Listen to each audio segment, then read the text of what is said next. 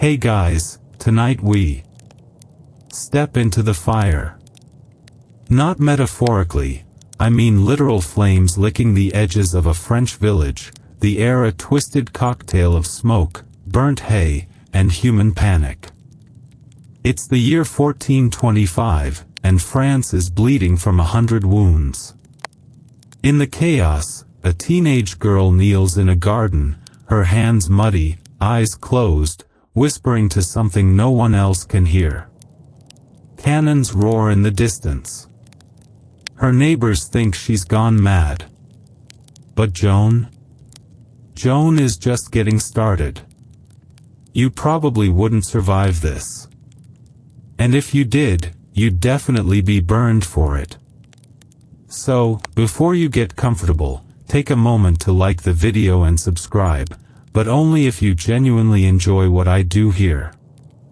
And hey, drop a comment with what time you're watching and where you are in the world. I want to know who's out there listening. Now, dim the lights, maybe turn on a fan for that soft background hum, and let's ease into tonight's journey together. Dawn claws its way over the horizon, bleeding red into the sky. In the tiny village of Domremy, France, a little girl stirs under a blanket of wool.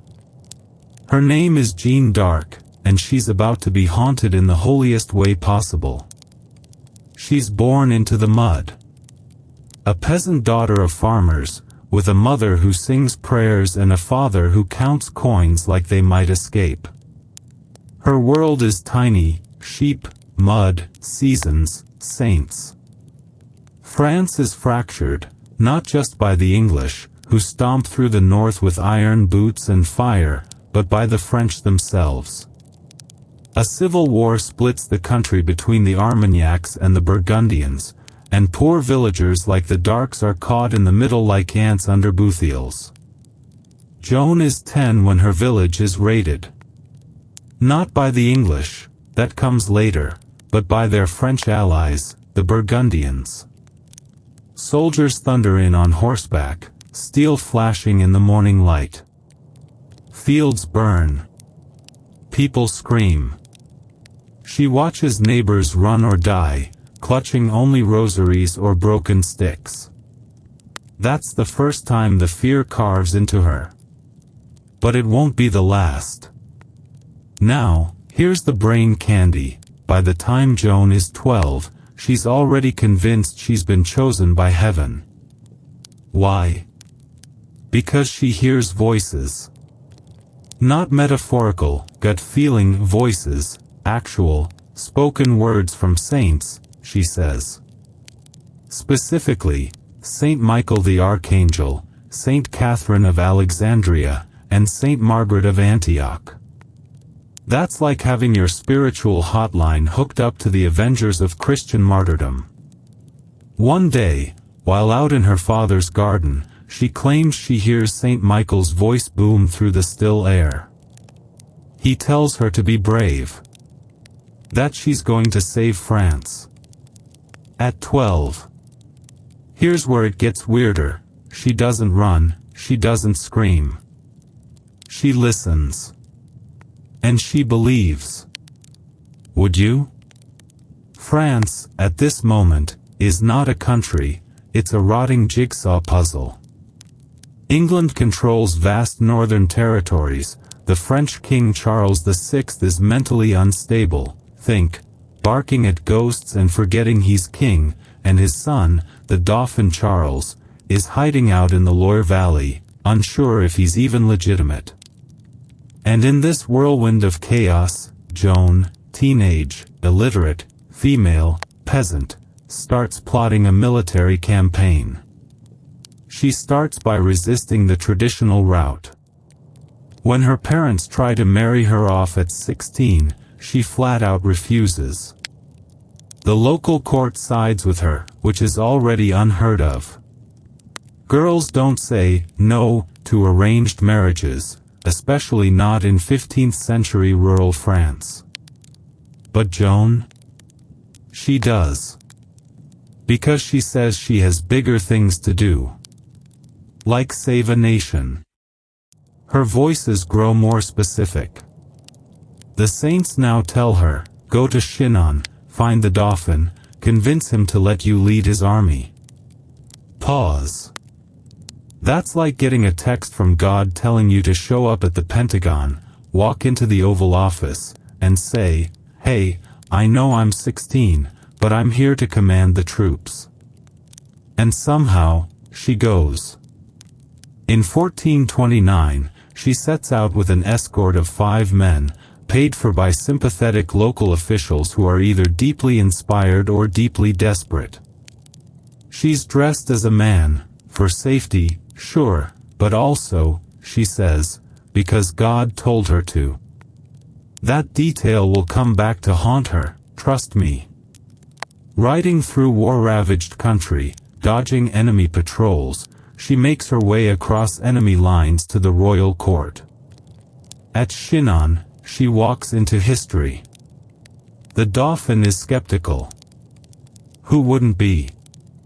This girl claims divine guidance, military insight, and an urgent message from heaven, all with 0 battle experience and no noble blood. To test her, he switches places with another courtier and hides in the crowd. Joan walks right up to him, drops to her knees, and says, you are the Dauphin. God sends me to help you. Boom. Everyone stares. Even the hardened court starts whispering. Was it divine revelation? Was it stagecraft? Did she have inside info from sympathetic clergy? That's one of the great scholarly debates. But in the moment, to the Dauphin, it feels real. And in war, sometimes that's enough. She tells him he will be crowned king, and that she will make it happen. She also says, with quiet confidence, that God has chosen her for this task and no one else. Remember the garden? The saints? That muddy whisper in the wind? It's now echoing in royal halls. For weeks, Joan is interrogated by clergy and nobles. They poke, prod, and question her until their tongues are dry. But in every answer, she is sharp, direct, and shockingly composed. They can't find a single heretical thread to pull. Eventually, they relent. And here's where it really turns. They give her armor. A sword. A standard. They give her an army. Imagine being one of the men in that camp. You're a hardened soldier who's watched towns burn, friends die, and now, you're being ordered to follow a teenage girl in a white banner who says she talks to angels. Would you obey? Would you mock her? Or would you kneel? That's what we'll explore next, as Joan rides toward the siege of Orléans, not just to win a battle, but to rewrite the rules of war, womanhood, and faith. But before that first charge, she stops. She kneels once more in the grass. Her fingers press into the dirt. And she prays, not to be victorious, but to be worthy. Because what she does next will shock the world. She's 17 now, and the armor feels heavier than she imagined. Metal creaks against linen. Her white war banner, embroidered with lilies and the names of Jesus and Mary, flaps behind her like a ghost on fire. She has no scars yet, no calluses from sword work, no reason to be here, except one. She says the saints told her to. And so, she marches. But before she was Joan the warrior, she was Jean the girl, a wiry child with sharp eyes, deep faith, and a head full of heaven. And her story doesn't start in glory. It starts in Domremy, where the cows are loud, the winter's cruel, and the political situation. Let's just say if medieval France were a Facebook relationship status, it'd be, it's complicated. Joan's early life is a cocktail of brutal simplicity and spiritual intensity. No books. No tutors. Just fields, seasons, mass, and the slow understanding that her world is falling apart. She's born in 1412, during the tail end of the 100 Years' War, which, yes, spoiler, lasts 116 years. France is basically a bouncy castle for English boots at this point. And Joan's village? Smack in the danger zone. Now here's a fringe detail that rarely makes it into textbooks. Domremy is one of the few French villages still loyal to the French crown, surrounded by Burgundian territory. Think of it like a rebel outpost clinging to faith in a collapsing galaxy. The village church becomes a second home. That's where she learns the names of the saints. Where she hears the sermons about sin, redemption, and sacrifice. Where her soul starts shaping itself into a blade. By age 11, she's fasting. Praying daily. Staying up at night listening to the wind and asking it questions. And then, boom. The voices come. Imagine this, you're tending sheep. The fields are golden with late summer light. And suddenly, you hear a voice, clear, calm, male, telling you to be good, be brave, God has chosen you. You turn, and there's no one. But you felt it, like the air itself had teeth. That's what she claims happens. And it keeps happening. More voices. More urgency. She identifies them not as vague feelings, but specific saints. Saint Michael, captain of heaven's armies, Saint Catherine, a brilliant, outspoken virgin martyr, and Saint Margaret, who reportedly slayed a dragon with the sign of the cross. These aren't soft, harp-playing saints. These are battle saints. Blood saints. Saints with grit. Here's the scholarly debate. Was Joan experiencing a rare form of epilepsy? Schizophrenia? Or was it religious ecstasy, a mystical phenomenon that theologians still can't fully explain? The church would later twist itself into knots trying to label her. But in her own words, it was simple. I heard them. I believed them. And so she changes. She becomes different. Not strange, not yet, but set apart. Other girls think of husbands. Joan thinks of swords. Other girls braid their hair. Joan begins cutting hers short, wearing boys' clothes when she can, whispering about a mission no one else can see. She is, to put it bluntly, terrifyingly focused. When she's 16, the voices deliver their clearest command yet, go. Find the Dauphin. He needs you. Not, you might want to consider this, but go now. The fate of France depends on it. She goes to Vaucouleurs, a nearby town loyal to the French crown. She asks the local commander, Robert de Baudricourt, for an armed escort to see the king. His reaction? Laughter. He literally tells her cousin to slap some sense into her. This girl? A commander? But Joan doesn't leave. She comes back. Again and again. She tells him France will suffer if she's denied. She tells him the king will lose his throne. She tells him, flat out, that she's sent by God and he will regret ignoring her.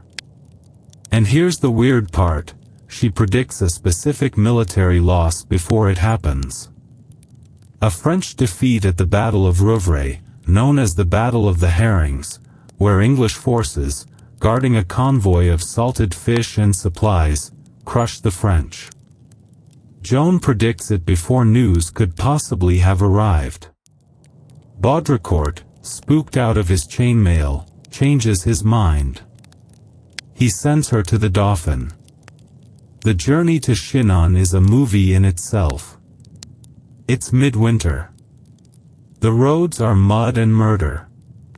Bandits lurk in every shadow. Joan wears male clothes for protection, which technically violates church law, a detail that will be used against her later like a loaded gun. But she arrives. Somehow, she arrives. Here's your brain candy metaphor for the episode. Sending Joan to Chinon is like sending a freshman drama kid into a Pentagon War briefing. Everyone expects a joke. What they get is a prophecy. Charles, the future Charles VII, isn't exactly radiating king energy when Joan meets him. He's broke, insecure, and half convinced he's illegitimate. The English call him King of Bourges, mocking how little land he controls. But when Joan arrives, she calls him the true heir. Says God wants him crowned at Reims, a city held by enemies, and she'll get him there. And again, there's that test. She finds him in disguise. She nails it. No hesitation. She even tells him things only he and God supposedly know. His blood runs cold. His spine straightens. He starts to believe. Reflection question: if someone walked into your life and seemed to know your soul, would you call it madness? Or destiny? The court, naturally, goes into panic mode. Clergy are summoned. Doctors ask questions. Every theologian, bishop, and nervous noble wants to probe Joan's claims.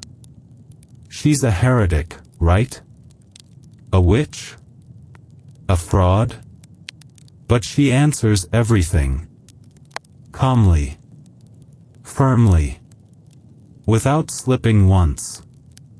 One record from the interrogation describes her as very humble, devout, honest beyond her years.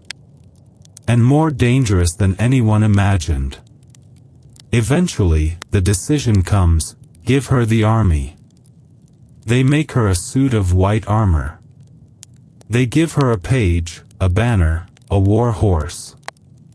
She's still a teenager, still can't read or write, but now she's the face of a revolution. In a time when women were expected to obey, serve, and vanish. Joan stands at the front of a battle line. And what's her weapon of choice? A banner. She carries no blade into her first battle. Just a white standard with holy names, golden fleurs-de-lis, and fire in her eyes. She doesn't plan to kill. She plans to lead. With faith, with presence, with this unshakable certainty that heaven is watching. And soon, all of France will be too. Because next stop is Orléans. The city of Orléans is dying. It's 1429, and this key stronghold, France's last major defense against full English occupation, is surrounded, starved, strangled. The English have circled it with a necklace of spiked towers, their white and red cross banners fluttering over death machines, boiling oil, and longbows sharp enough to puncture armor and dignity. Inside the city, hunger, disease, dread. Outside, English steel and siege works. And beyond them, across blood-soaked fields, riding like a comet through the mud, Joan of Arc, 17 years old, armor glinting, banner raised, and voice hoarse from preaching war. France is about to meet its most unlikely general. Let's be clear, Joan is not here to watch. She is not here to boost morale or play the mascot. She is here to win. And she tells her generals that, bluntly. Upon arrival, she demands action. They hesitate.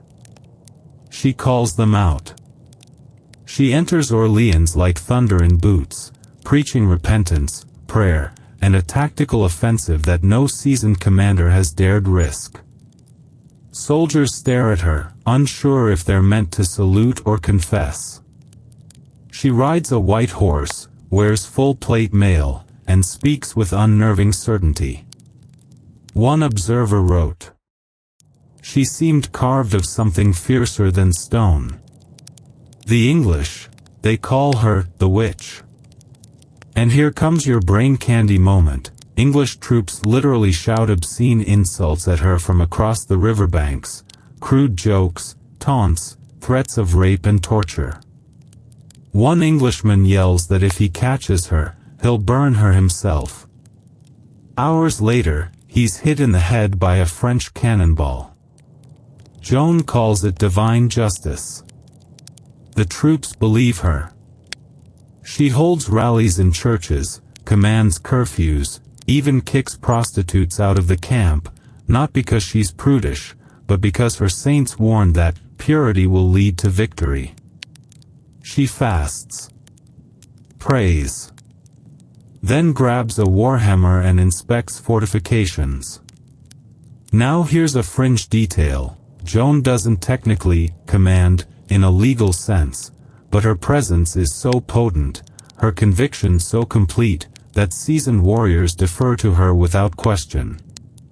Even La Hire, a famously brutal commander who once threatened to punch a priest, begins attending Mass because of her.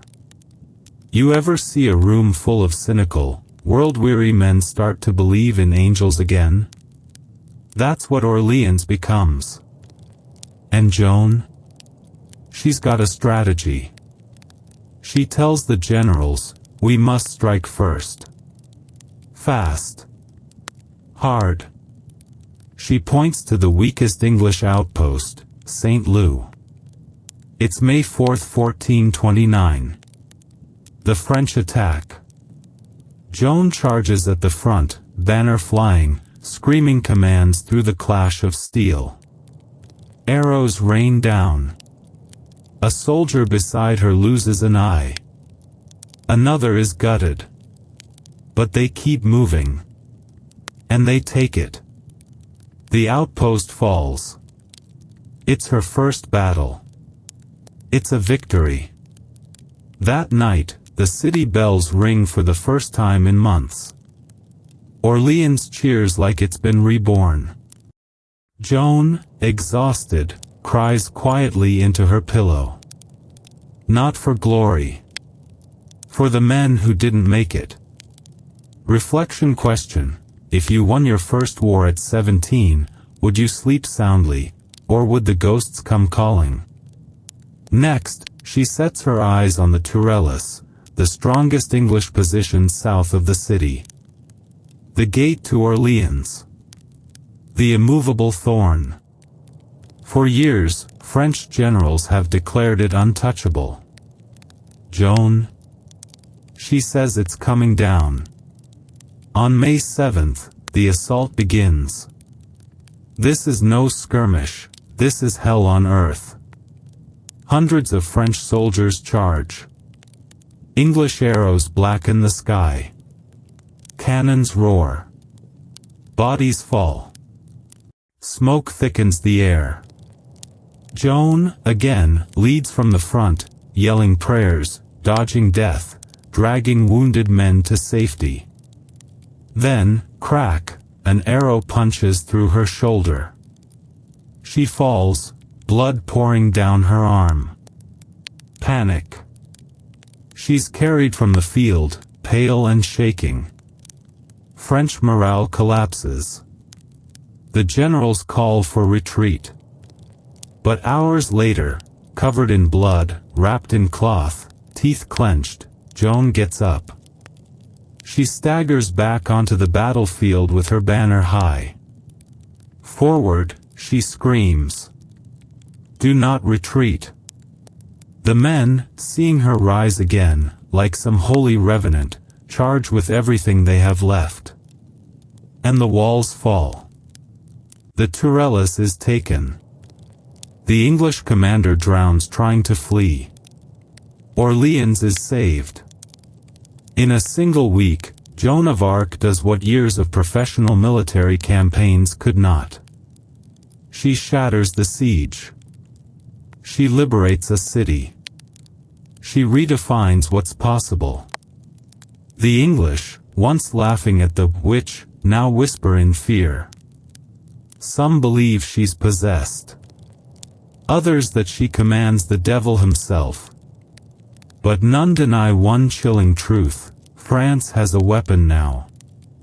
And it bleeds faith. And Charles, the reluctant heir still licking his wounds in Chinon, suddenly looks very crown-worthy. Joan tells him, "We go to Reims." Here's the thing, Reims is deep in enemy territory. To get there, you'd need to march through contested cities, risk ambush, and ask fate to roll the dice every morning.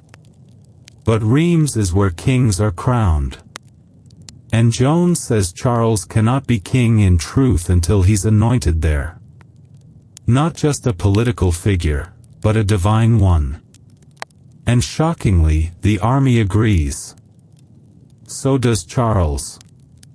Because at this point, who's going to argue with the girl who just broke a siege with a flag and faith? So they march. Hundreds of miles. Through enemy towns that, bizarrely, begin opening their gates. Town after town surrenders without a fight. Why? Because Joan is with them. Word spreads faster than arrows, she's untouchable. Holy. Unstoppable. Here's a niche historical insight: some English commanders ordered their troops not to attack her directly. They believed striking her might curse them. That killing her would invite divine wrath. So they aimed elsewhere, and died anyway. And then, on July 17, 1429, in the great cathedral of Reims, with sunlight pouring through stained glass like liquid heaven, Charles is crowned King of France. Joan stands beside him, banner in hand, weeping. She whispers, "This is what I was born for." Let's pause. A peasant girl, who couldn't read, couldn't fight, had no bloodline, no title, no sword, just reshaped the war. She got the prince crowned. She turned the tide. And she did it without breaking faith or losing her mind. Would you have believed her in Domremy? Would you have followed her into fire? Now imagine what happens when the voices go silent. Because they will. And when they do, the girl who made armies kneel will find herself alone, surrounded by those who once praised her, now sharpening their knives. But we're not there yet. Tonight, Joan basks in holy sunlight. Bells ring across France. Her enemies tremble. Her king stands tall. And her story? It's just starting to burn. She dreams of fire. Not warmth, not hearth, but consuming fire. A crown of flame. Ash rising like prayer. In the dark quiet of her tent, long after the cheering stops, Joan sees it again and again, the banner melting, her voice swallowed, a pyre roaring in the shape of a cross. But when the sun rises, she straps on her armor and rides. Because now she's a symbol, and symbols don't get rest. In the weeks after Reims, Joan is everywhere and nowhere. Her face is painted on banners. Her name is sung in taverns. Pilgrims touch the dirt where she stood. And yet, behind the awe, the politics tighten. Because Charles, newly crowned, has what he wanted. And a teenage girl in gleaming armor, giving orders, drawing crowds, wielding the kind of influence kings envy. Well, that's not exactly a manageable asset. Here's your mainstream fact. Joan of Arc was never officially given a rank in the French army. She wasn't a general. She wasn't even paid. Her presence was tolerated, even venerated, until it became inconvenient. And now, with the crown secured, Charles starts hedging. Delays. Diplomacy. Letters instead of swords. Joan wants Paris. The English still hold it, fat and smug behind walls. She begs the king, let me take it. We have the people. We have God. But Charles dithers. He wants a treaty. He wants peace talks. He wants safety. This is the great tragedy of power. Once you have it, you become terrified to lose it. But Joan? She isn't built for waiting. She rallies her own forces, loyal captains, volunteers, those still caught in her gravity. They march north toward Paris without full royal backing. And she plans to take the city with the same wild, impossible faith that took Orléans. September 8, 1429. The attack begins. It is chaos. Paris is fortified like a medieval Death Star. Stone walls, moats, towers bristling with archers. As Joan rides forward, urging the charge, an arrow slices through her thigh. She falls, bleeding, writhing in agony. Her men falter. Retreat is called. And something breaks. It's not her body. She recovers. But her momentum, the mythical wave she's been riding since Domremy, slows. The king does not send reinforcements. He signs a truce instead. She's told to stand down. Rest. Return to court. Instead, she shaves her head again. Puts on the mail. And rides toward new battles. Here's your fringe historical nugget. Joan never really had a plan B. No escape route. No retirement dream. She once said, I would rather die than do anything against God's will. When asked if she feared death, she answered, yes, but only betrayal more. And betrayal is coming. By late 1430, she's defending Compiègne, another besieged city north of Paris. The Burgundians, French allies of the English, surround it. Joan leads a sortie, charging out to scatter enemy forces. But the gates close behind her. Locked. She's cut off. Alone. Captured. The moment the Burgundians drag her from her horse, the air shifts. She's no longer a miracle. She's property. A bargaining chip. A political hot potato no one wants to touch. The French king, the man she helped crown, does nothing. Let that sink in, nothing. No ransom. No rescue. Instead, the Burgundians sell her to the English. 10,000 livres. Roughly the price of a warhorse and a pretty castle. Reflection question. What do you owe someone who handed you your crown? A thank you? A rescue? Or just silence? The English know exactly what they've bought. Not a soldier. Not a prisoner. A symbol. And symbols? They're only useful when you can burn them. The trial begins in Rouen.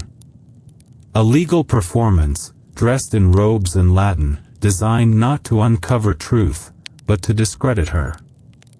The church takes the lead, but it's a church tangled with state interests, hand-fed by English coin and fear. Joan is interrogated over and over by dozens of scholars, theologians, bishops. She has no lawyer. No counsel. She's 19. They accuse her of heresy. Of dressing like a man. Of hearing false voices. They twist her words, bait her, try to make her contradict herself. But she doesn't break. Here's your scholarly debate moment. Historians argue endlessly about the transcripts of Joan's trial. Some say she had help, secret coaching, divine insight, even supernatural protection. Others believe she was simply that sharp. That fast.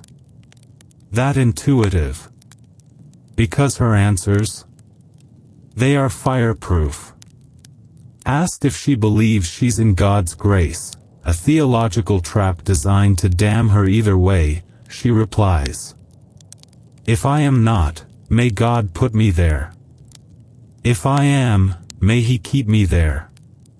That line alone echoes through centuries. But the court keeps pushing. For months, they hammer her. Is it God or the devil you hear? Why did you wear men's clothes? Why didn't you obey the church? And at last, they twist the knife. They offer her a deal, sign a confession, admit her guilt, renounce her visions, and she'll be spared execution. Life in prison. Silence forever. And she signs. She's terrified. Alone. Sick. Shackled in a damp tower, surrounded by men who want her destroyed. She signs. And then, they betray her anyway. She's not moved to a convent. Not even given female guards. Within days, she's found wearing male clothes again, either by necessity, coercion, or defiance. The court declares her a relapsed heretic. And now? There's only one punishment. Fire. The trial ends in May. The sentence is death. The girl who once led armies now sits in a cell, barefoot and broken, awaiting the pyre. And yet, she doesn't crack. In her final days, Joan writes letters to the church. She prays. She asks for a cross. She forgives her enemies. On May 30, 1431, she's led through the streets of Rouen in a rough grey robe. A paper crown is shoved on her head, reading, "Heretic, relapsed, apostate, idolater." She's tied to the stake. The crowd watches. And as the flames rise, she cries out, "Jesus! Jesus!" Witnesses swear they saw a white dove rise from the smoke. But there's no miracle. No rescue. Just fire. The symbol burns. The silence deepens. But something survives. Because symbols, real ones, don't end in ash. And Joan? She's not done yet. Ash settles slowly, like snow no one asked for. The crowd in Rouen disperses, stunned and silent. Soldiers shift on their feet. One Englishman, who'd called her a witch for months, sobs openly. A French cleric murmurs, "We have burned a saint." Joan's body, charred, blackened, robbed of dignity, is burned again, just to make sure there's nothing left for her followers to worship. Her bones? Thrown into the Seine. No relics. No shrine. Just river and memory. But here's the thing about trying to erase someone like Joan of Arc, it never works. You can't burn belief. In the years that follow, Joan becomes something else entirely. A whisper. A ghost in dreams. A question that won't die, what if she was right? And that's the seed of her second life, not in flesh, but in legend. Let's rewind for a moment and look at what she actually accomplished, beyond the fire. France, in 1429, was a shattered kingdom. Civil war, foreign occupation, demoralized troops, and a king who didn't want to be king.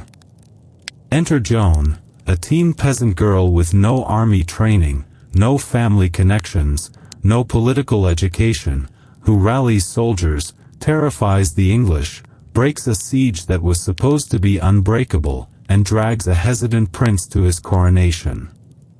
That's not just remarkable. That's impossible by any rational standard.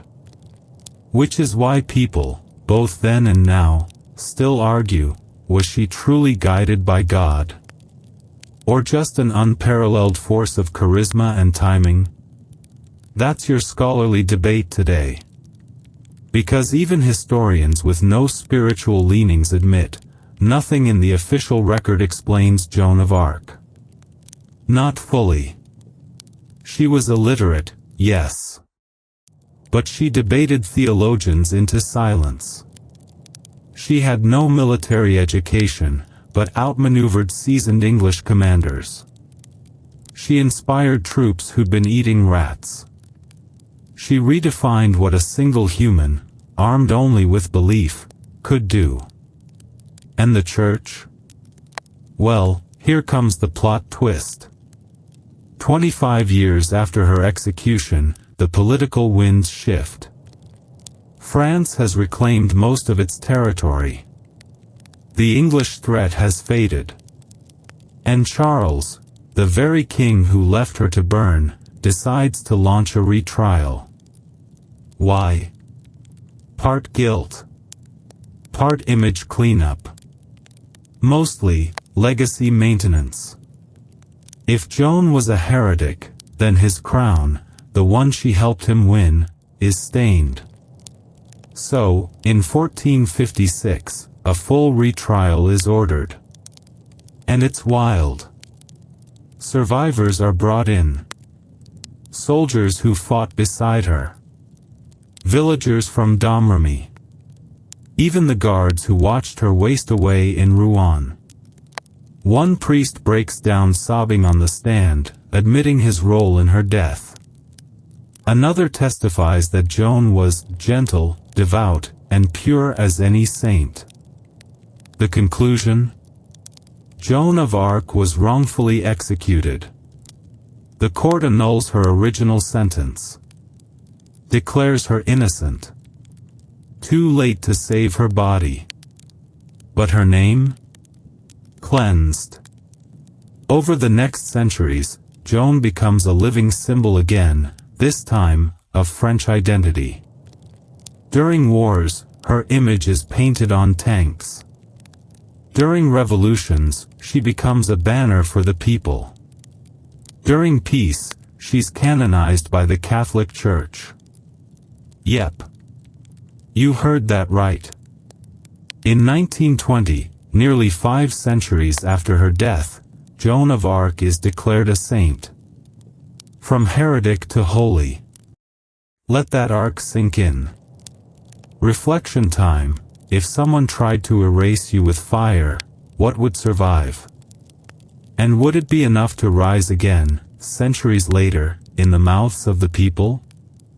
Let's step back and get strange. Joan's life has become so iconic, so mythic, that it's hard to separate her from the stories about her. And those stories are endless. In art, she's a glowing knight with a sword of light. In plays, she's a doomed prophetess. In films, she's everything from angel to anarchist. Mark Twain, yes, the Huckleberry Finn guy, wrote a whole biography of her and called it his best work. George Bernard Shaw turned her into a fiery feminist. Even video games and anime have Joan of Arc as a character, fighting demons or leading armies in alternate realities. Because she's not just history. She's a canvas. People see what they need in her. Strength. Faith. Defiance. Purity. Rage. Hope. And that's maybe the most powerful thing about Joan. Not what she did, but what she keeps doing, inside people. She is, in a very real way, the patron saint of the impossible. And don't think her story is safely boxed away in museums and sermons. In 1945, French women finally win the right to vote. Guess who's held up as a symbol of their strength? Joan. In 1991, during the Gulf War, a French pilot named her fighter jet after her. Said Joan gave her courage. In 2018, a French political party tries to co-opt her legacy for nationalism. Within weeks, counter-protesters show up dressed like her, holding banners that read, "She doesn't belong to you." Even now, in quiet corners of Rouen, Domremy, and Reims, people light candles in her name. And maybe they're not praying for miracles.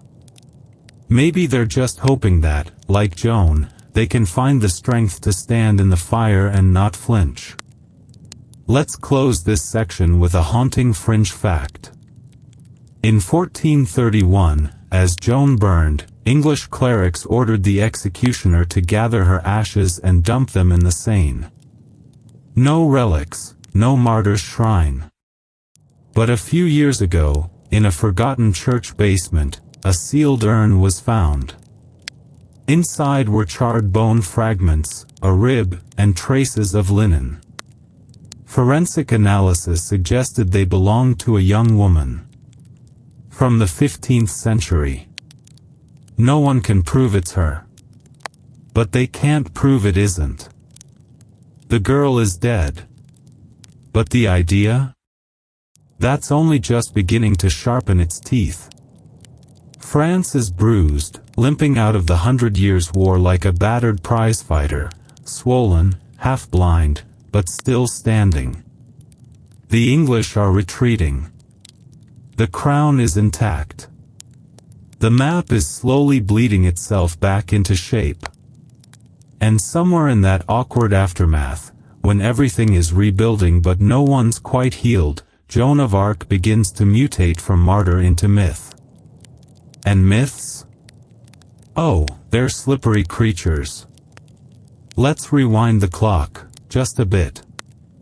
Because what happens after Joan's execution is not just legacy work, it's weaponization. Her story becomes a tool. A banner for unity. An excuse for war. A whispered prayer before battles. And, more than anything else, a kind of divine permission slip. If God could speak through a teenage girl, what else might he disrupt? Here's your mainstream fact. After Joan's retrial and exoneration in 1456, her reputation doesn't just recover, it skyrockets. French poets write sonnets about her. Religious reformers name her as a model of piety. And kings, even those who once abandoned her, invoke her name to legitimize their own rule. But remember this, no one really owns a saint. Not even the church. Here's your fringe detail. By the 1500s, Protestant rebels in France start quoting Joan, against the Catholic hierarchy. She heard voices, they argue, so can we. In England, pamphlets emerge calling her a witch again. In Spain, mystics claim Joan is appearing to them in visions. In short, everyone wants a piece. She becomes an ideological mirror.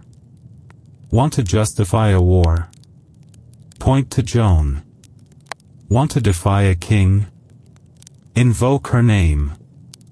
Want to fight for reform, or resist it, or defend your family's honor in a tavern brawl? Joan's got your back. And that's when the real transformation happens. The 1800s. The rise of nationalism. France, once again adrift in revolution, terror, and Napoleonic ambition, needs a new kind of symbol, not just religious, not just military, but uniquely French. And Joan? She fits the mold like a sword in a scabbard. Napoleon himself admired her. Called her the most brilliant military genius France ever produced. That's not an exaggeration. That's Napoleon, a man who literally crowned himself, bowing, rhetorically, to a peasant girl with no formal training. Here's your scholarly debate of the section. What kind of military leader was Joan, really? Some modern historians argue she wasn't a tactician at all, that her charisma did the work, not her strategy. Others say she revolutionized morale warfare, understanding instinctively that belief could crush better-armed foes. Some point to her siege-breaking plans and fast marches as evidence of raw, untaught genius. Whatever the truth, this much is undeniable: armies followed her. And more importantly, they won. Reflection time. If belief alone could bend history, how dangerous is charisma? And how responsible should its wielders be? Let's shift tone. The girl in armor is now an icon. But as with all icons, people start to repaint her, again and again, to suit their moment. In the early 1900s, Joan is everywhere in France, on coins, in schoolbooks, in statues. You can't swing a sword without hitting a street named after her. And then World War I breaks out. Young men die by the hundreds of thousands.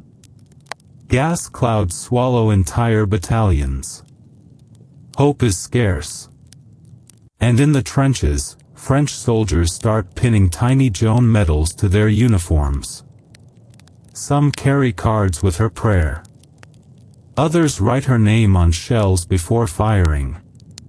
Because when the world burns, we reach for fireproof saints.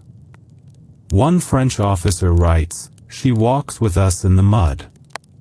She keeps us moving." By 1920, for centuries after her execution, the Catholic Church finally canonizes Joan of Arc officially. Saint Joan. Feast day, May 30th. The day she burned. And now, she's holy. Not just in the folk tale way, but in the bureaucratic, Vatican-sealed, incense and litany way. But this next part? It's where things get unsettling. Because when World War II rolls around, everyone wants her again. The French resistance? Joan is their symbol of defiance. The Vichy regime, collaborators with the Nazis? They plaster Joan's image on posters, calling her the pure daughter of France, meant to inspire nationalist obedience. Even Hitler's officers, yes, seriously, study her tactics, fascinated by how she used morale and religious fervor to unify a fractured country. That's the curse of myth. It belongs to everyone. Even those who'd burn you for it. Let's bring it into the modern era. In the 21st century, Joan shows up on TikTok edits and feminist think pieces. She's a favorite of both Catholic traditionalists and queer activists. Her androgyny, the short hair, the armor, the refusal to marry, has made her a queer-coded saint for some. Others debate that fiercely. Was she trans? Was she non-binary before language for that existed? Or was she simply a woman bending gender out of necessity? There is no official answer. And maybe that's part of her lasting power. Joan resists categorization. Too devout for the secular. Too rebellious for the pious. Too militaristic for pacifists. Too feminine for generals. Too masculine for courts. She is, and always has been, herself. And that makes her dangerous. Final image for this section. There's a tiny chapel in Domremy, her birthplace, still standing. Inside is a statue of Joan. Not the triumphant one with a sword. Not the saintly one with a halo. Just a girl. Kneeling. Eyes up. And scrawled in the guest book beneath it, one pilgrim left a message. I don't believe in God. But I believe in her. Smoke curls through a shattered chapel. It's 1429, and the siege of Orléans is over. French flags flutter where English standards once stood. The city is bruised, not broken. Inside the cathedral, candles burn low. Soldiers kneel in gratitude. And outside, on a bloodied horse, eyes rimmed with sweat and grit, Joan sits motionless, her standard held high. She doesn't smile. She doesn't cry. She simply breathes. This is not the end. It's just her first miracle. Let's rewind 11 days. The siege had lasted 7 grueling months. Orléans, a key stronghold on the Loire River, was the lock holding France together. If it fell, the country would splinter like a cracked plate. The English knew that. So did the French. But the French? They were losing. Starved, afraid, and ready to surrender. Enter Joan. Not in secret. Not behind the lines. But at the front, in armor, with a banner, riding a white horse straight into cannon fire. A soldier later described her entrance. She looked like a flame riding through fog. Cheesy? Maybe. But it worked. Here's your mainstream fact. Within days of Joan's arrival, morale skyrockets. The French, outnumbered, undersupplied, begin retaking English forts around the city one by one. She doesn't just rally the troops. She leads the charge. Yes, really. Joan is wounded during the final assault on Les Tourelles, an English fortress.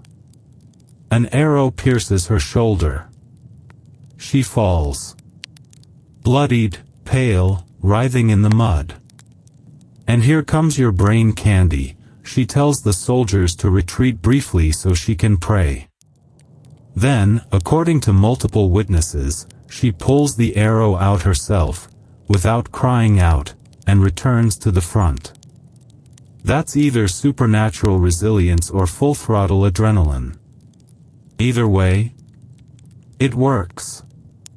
Les Tourelles falls. The English flee. Orléans is saved. Reflection time. If you saw a teenager take an arrow to the chest, yank it out, and come back swinging, would you still call her a heretic? But here's your scholarly debate.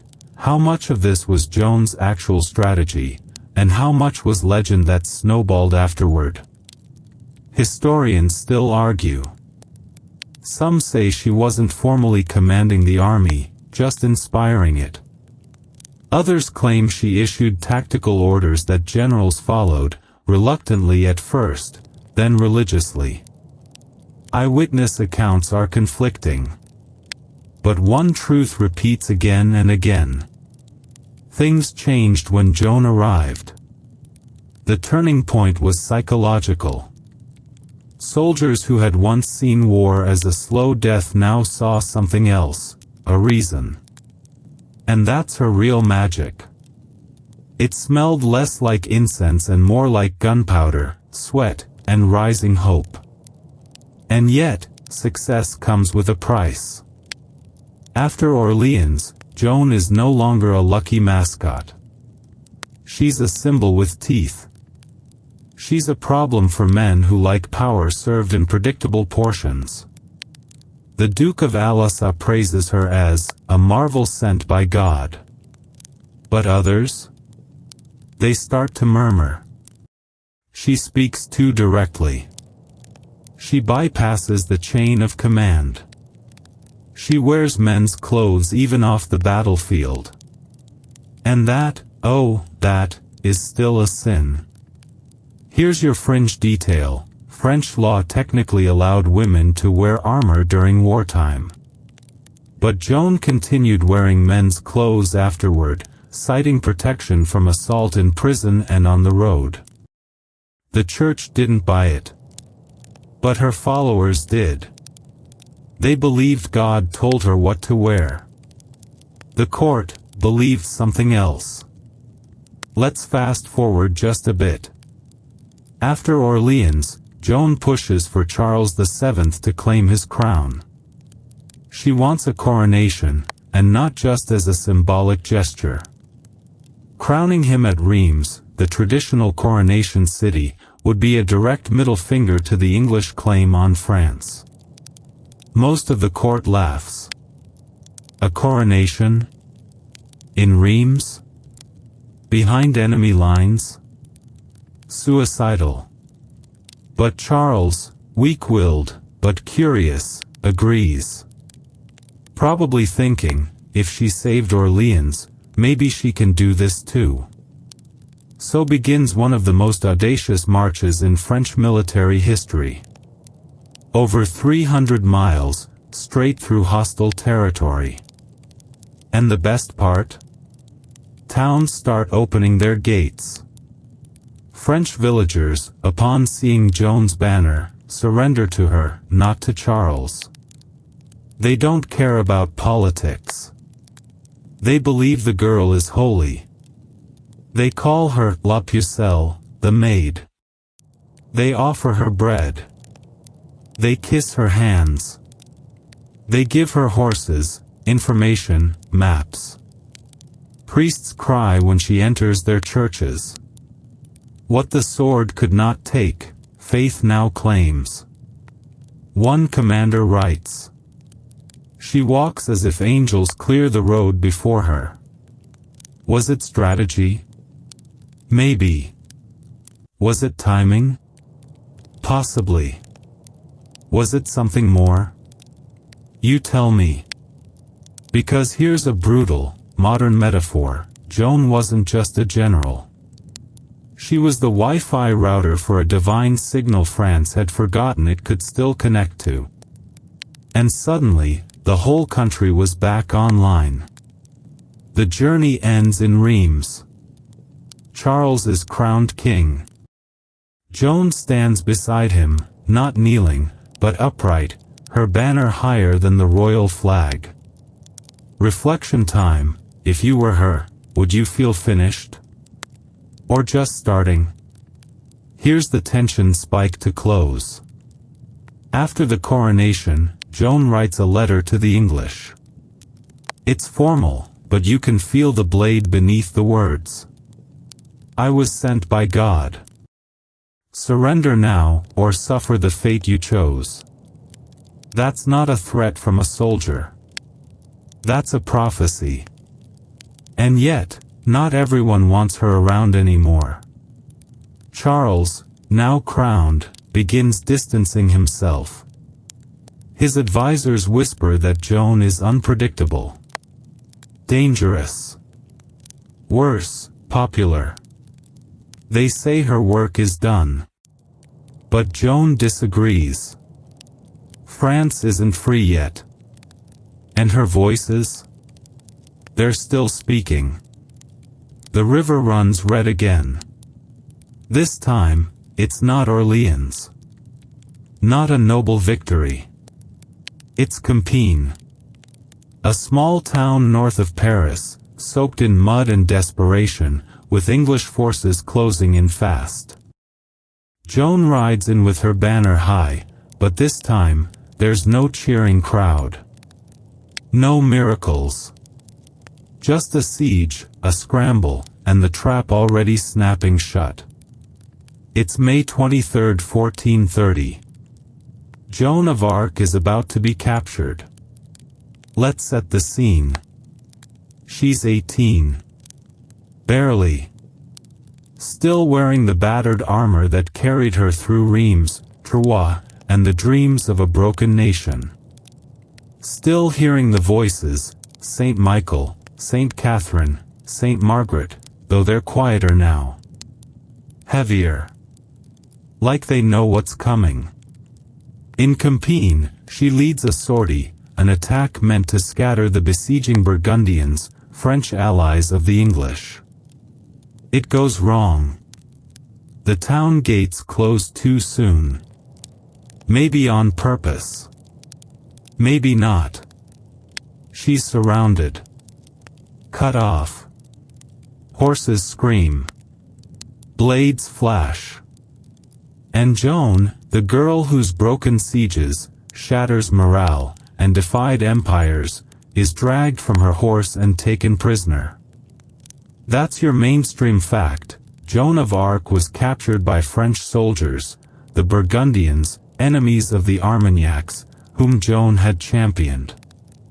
But here's the real gut punch. It's not the English who betray her first. It's her own. Reflection time, when your country wins because of you, but tosses you aside once they're safe. Do you regret the sword, or just who you handed it to? Joan is sold. Literally. For 10,000 livres, roughly the cost of a small army. The buyer? The English crown. And now, the girl who made armies kneel will spend her last year in a dungeon. Here's your brain candy. The prison is in Rouen. Cold, damp, and miserable.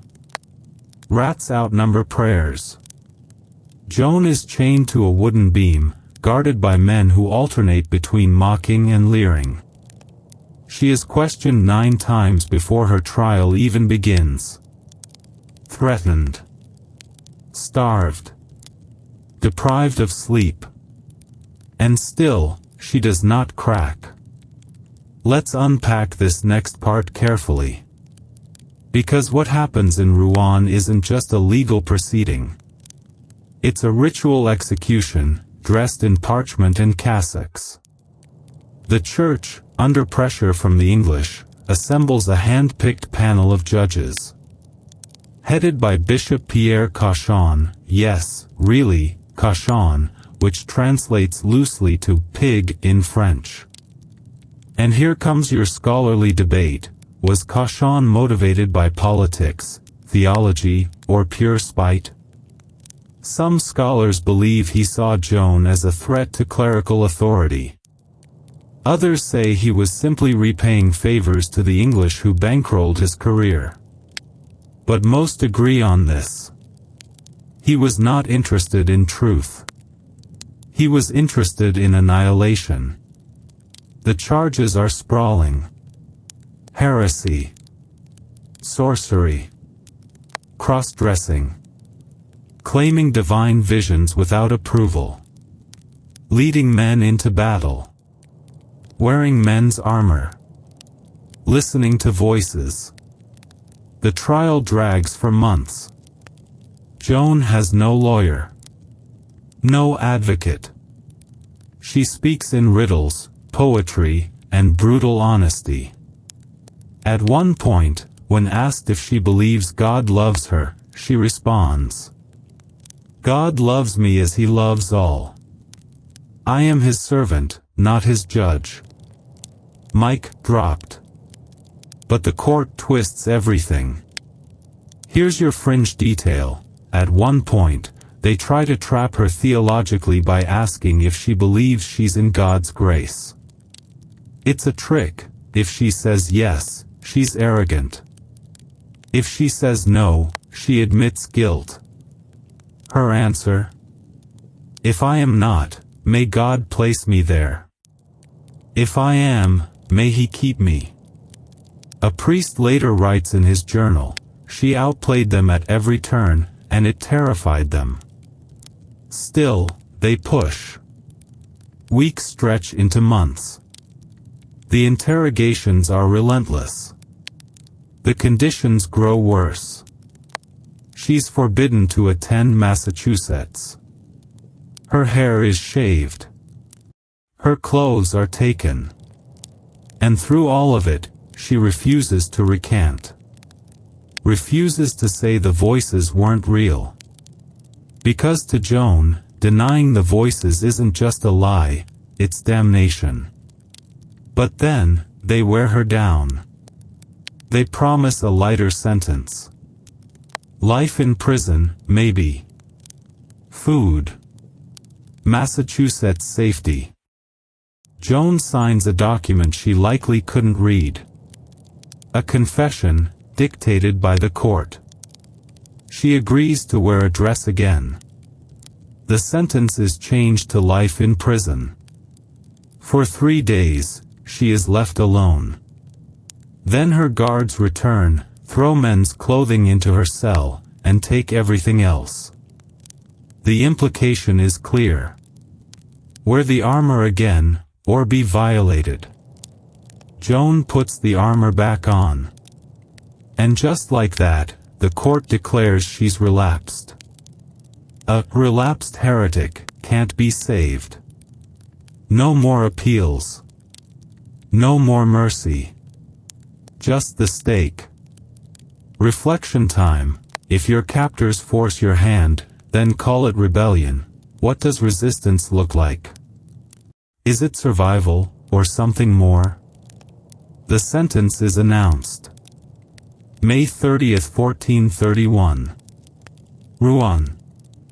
The town square. The English want it to be a spectacle. A warning. But it's anything but. As Joan is led to the pyre, she asks to hold a crucifix. A kind-hearted priest gives her one. Another rushes to fashion a makeshift cross from sticks and places it in her hands. She clutches it tight. And now comes the final moment. Tied to the post. Wood piled at her feet. Executioners avoid her eyes. She asks the priest to hold up a cross so she can see it until the end. And then she speaks. Jesus, Jesus, Jesus. The flames rise. Witnesses say she never screamed. One English soldier weeps openly and murmurs, "We are lost. We have burned a saint." The executioner is said to have begged forgiveness for the rest of his life.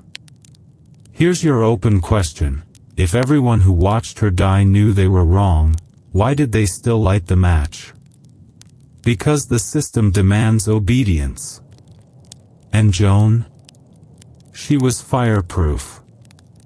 The fire dies. Ash clings to the cobblestones like snow that forgot how to melt.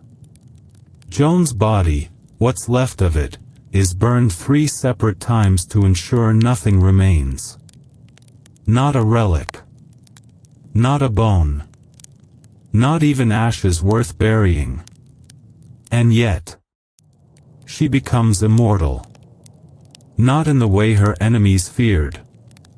Not immediately. In fact, after her execution in 1431, Joan of Arc disappears from French politics like a ghost wiped clean from the ledger.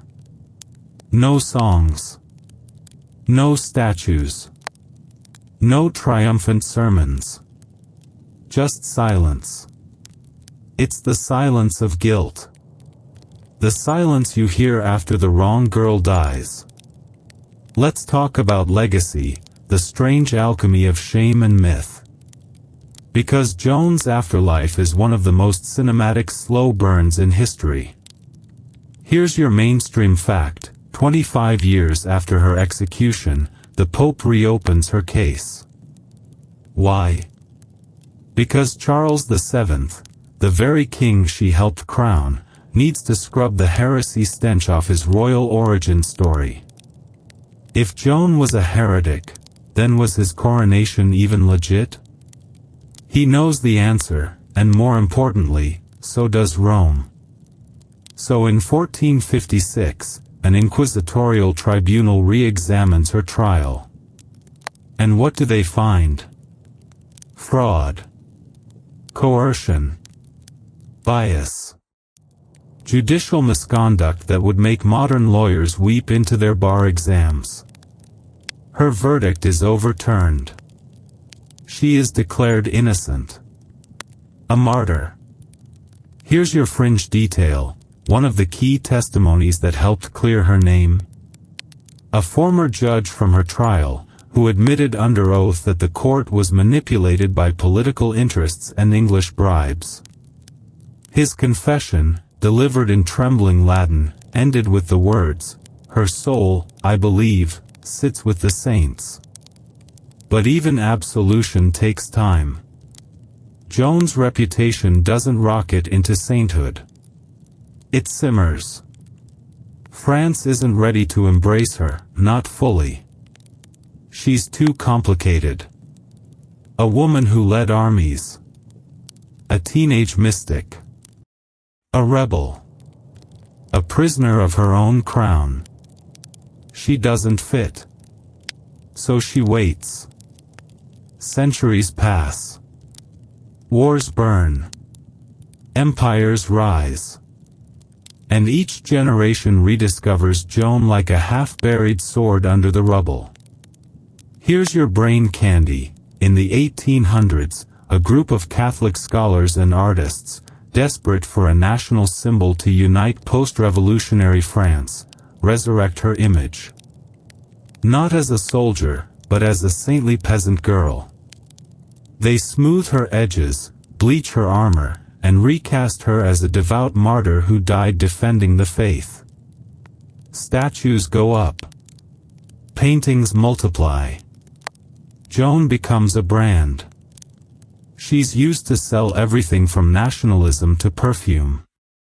Politicians of every flavor claim her legacy, from monarchists to Republicans, Catholics to secularists. Everyone wants a piece of Joan. Reflection time. If your image survives, but your truth doesn't, is that still victory? In 1920, nearly 500 years after her death, the Catholic Church canonizes her. Joan of Arc becomes Saint Joan. And here comes your scholarly debate. What exactly are we canonizing? Is it the real Joan, the armored girl who defied every norm of her time?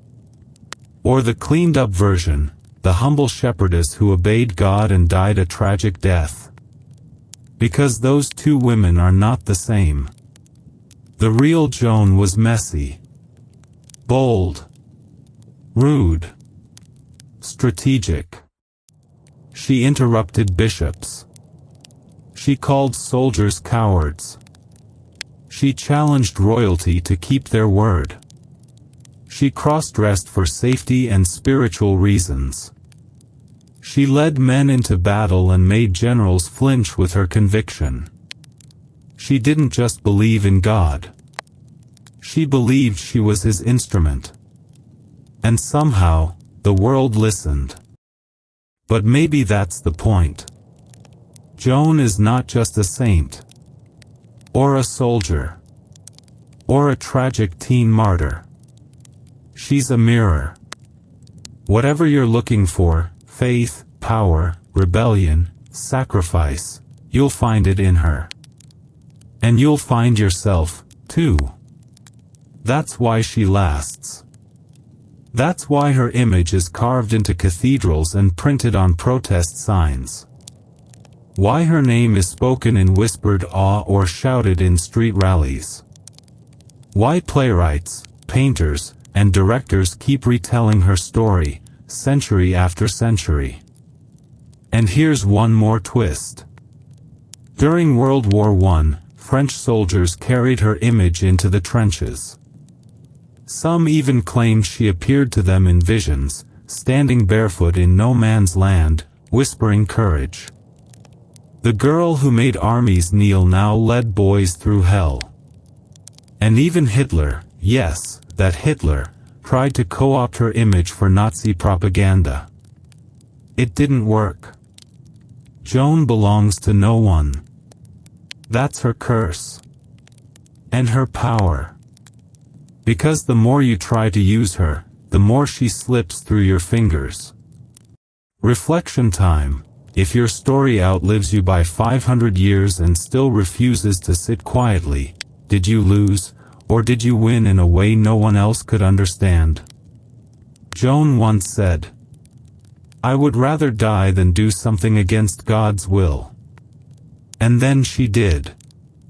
But maybe, just maybe, that death wasn't the end. Just a fire bright enough to light 5 centuries of night. And now?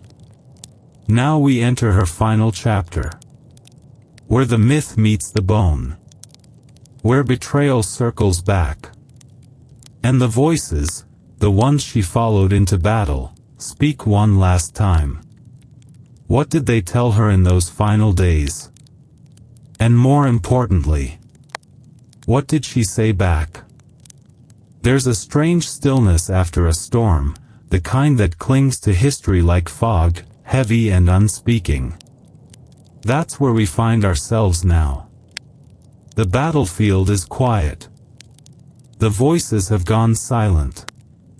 And yet, the world can't stop looking for Joan.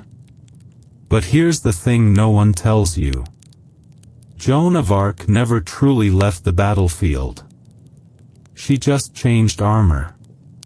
Because what happens after her canonization isn't peace. It's something stranger. More fractured. More haunting. Welcome to the Joan revival. We're in the 20th century now. The modern world. Planes, phonographs, machine guns, and somehow, this teenage girl from the 1400s is everywhere. She becomes a political football. A spiritual icon. A merchandising machine. You can buy Joan on postcards, in cigarette ads, on war posters. She's used to rally soldiers, sell stories, and stir up speeches. In France, she's declared a national symbol of unity, but which France? That's the problem. Mainstream fact, Joan is adopted by both the left and the right.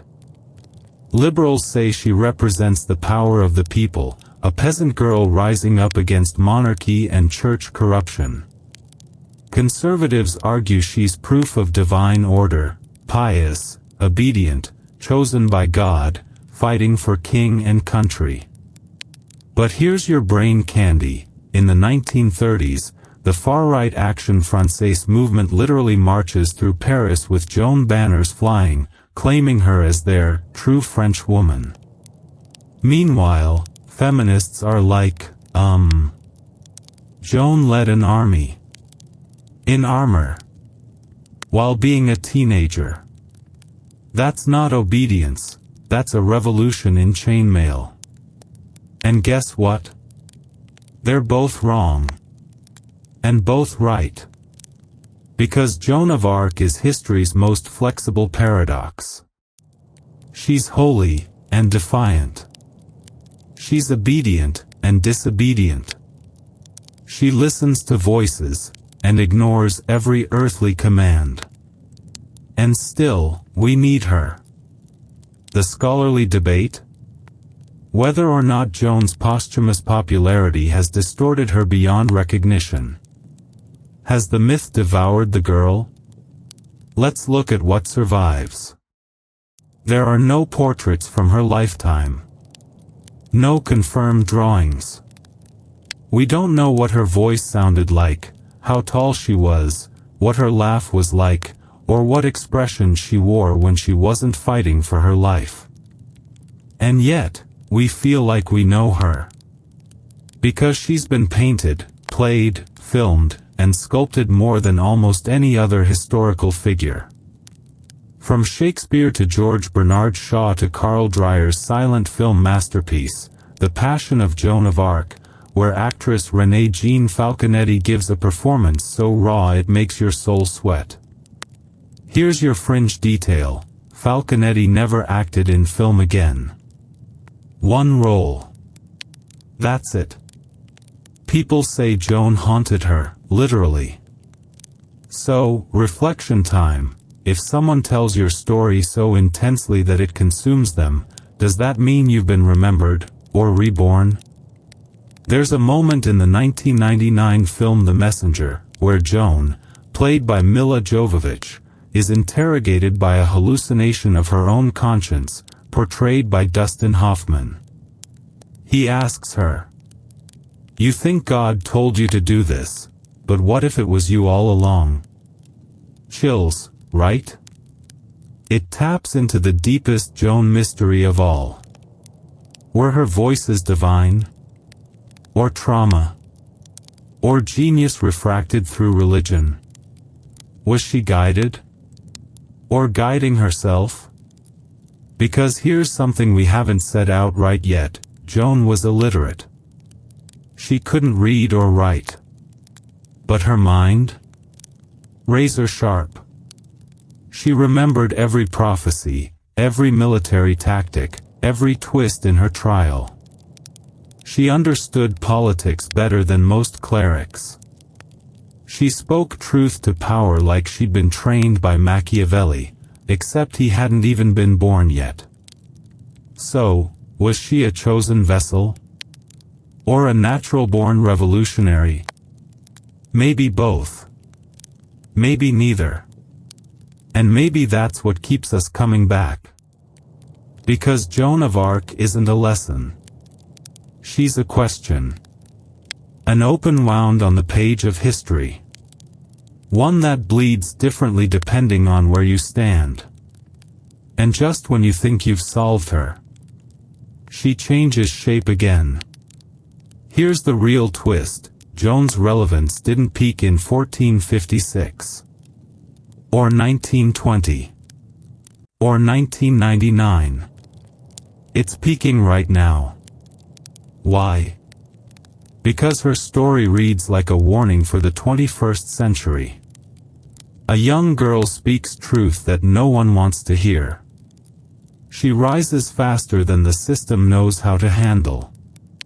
She's celebrated, then punished. She's lifted, then destroyed. Her words are dissected. Her clothing is judged. Her motives are questioned endlessly. Sound familiar? Yeah. That's not just Joan. That's every truth-teller who gets too loud. That's every girl who doesn't shut up when told. Every teenager who refuses the script. Every person who dares to say, "I see a different future."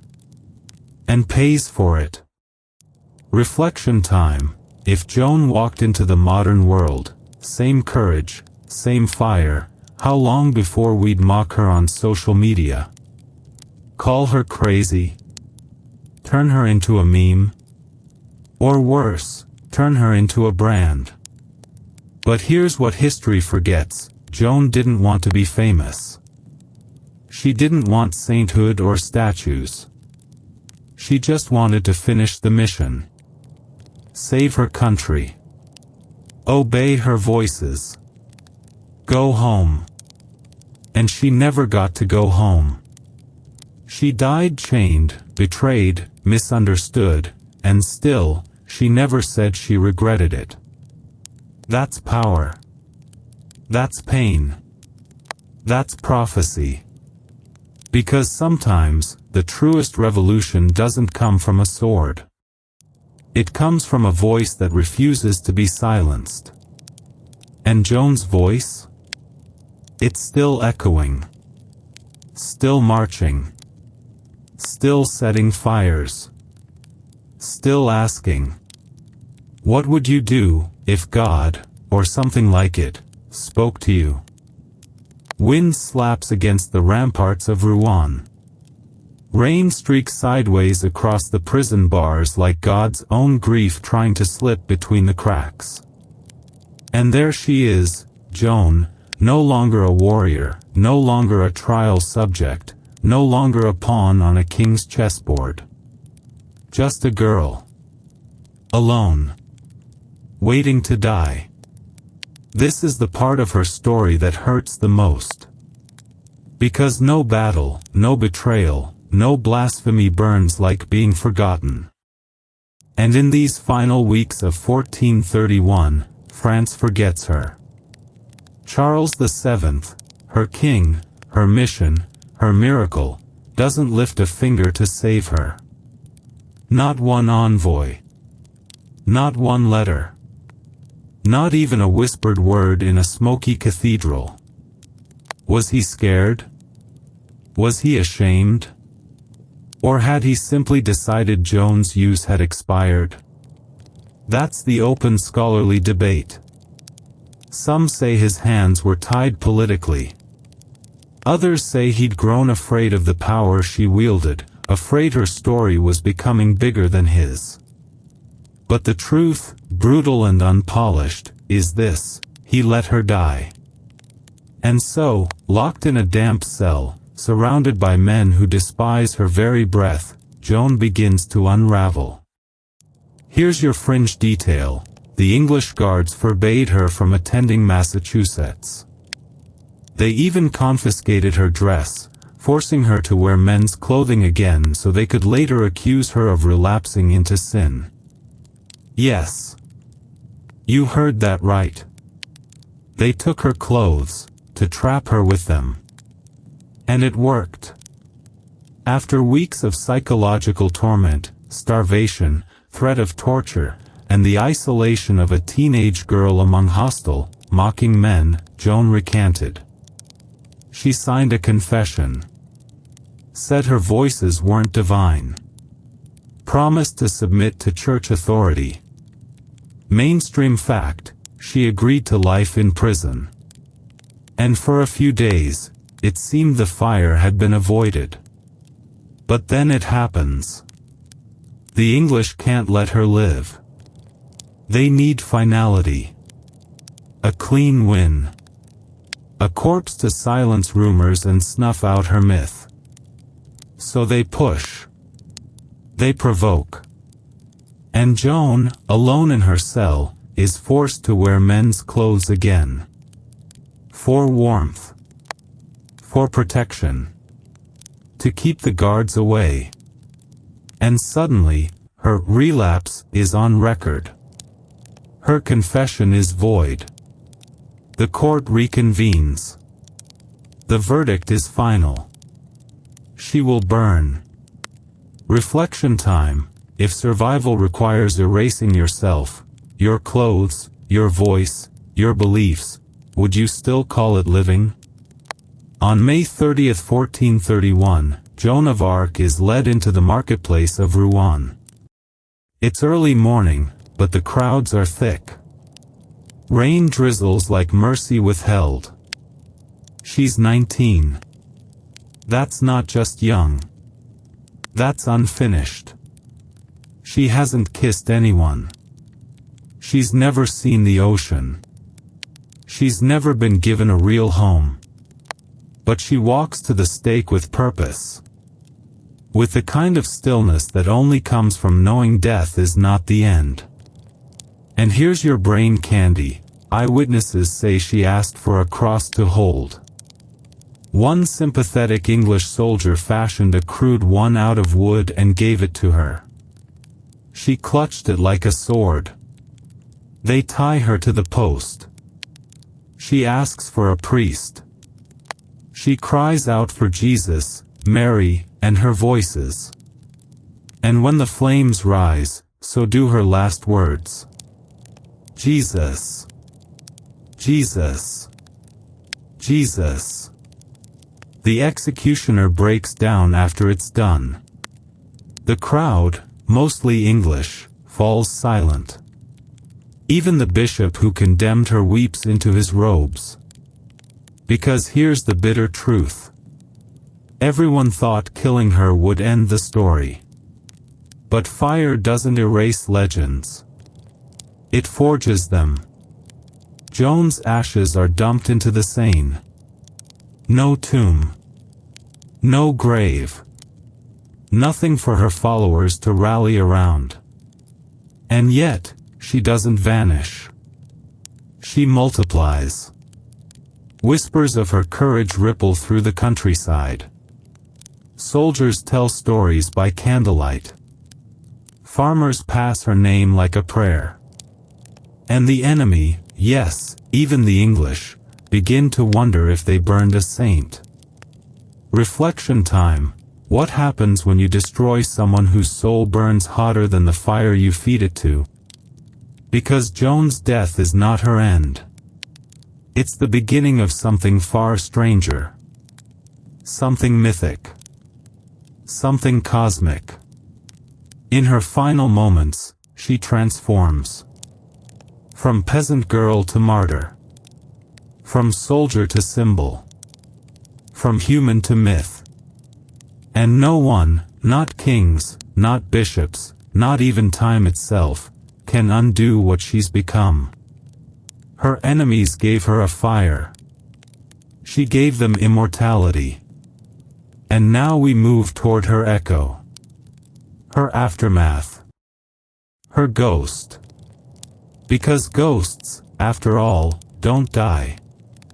They haunt. The stake is ash. The girl is gone. But Joan? Joan is everywhere. France doesn't know what to do with her at first. She's a smoldering contradiction, condemned by the church, executed by the English, abandoned by her king. But her legend? It's growing teeth. Word spreads through the countryside like smoke through rafters. They burned a holy woman. And slowly, the whispers thicken into chants, the chants into belief, and belief into something far more dangerous than prophecy, memory. 20 years pass. The 100 Years' War is still dragging its muddy boots through France. Charles VII is still king, still alive because of the girl he refused to save. And perhaps guilt, or politics, or divine pressure finally catches up. Because in 1456, Charles orders something unheard of, a posthumous retrial. Mainstream fact, Joan of Arc gets a do-over, from the church that killed her. It's called the nullification trial, but let's be real, it's not about truth. It's a royal PR stunt wrapped in holy incense. Still, it opens up the vault. Dozens of witnesses are called, her childhood friends, her military commanders, priests who heard her confessions, townspeople who saw her fight. They weep. They marvel. They remember. And what they say is staggering. She was kind. She was strange. She was brave. She was touched by something otherworldly. One man recalls seeing her ride into battle, banners flying, sunlight catching on her armor like she was made of silver. Another tells the court he watched her pray for her enemies the night before a siege.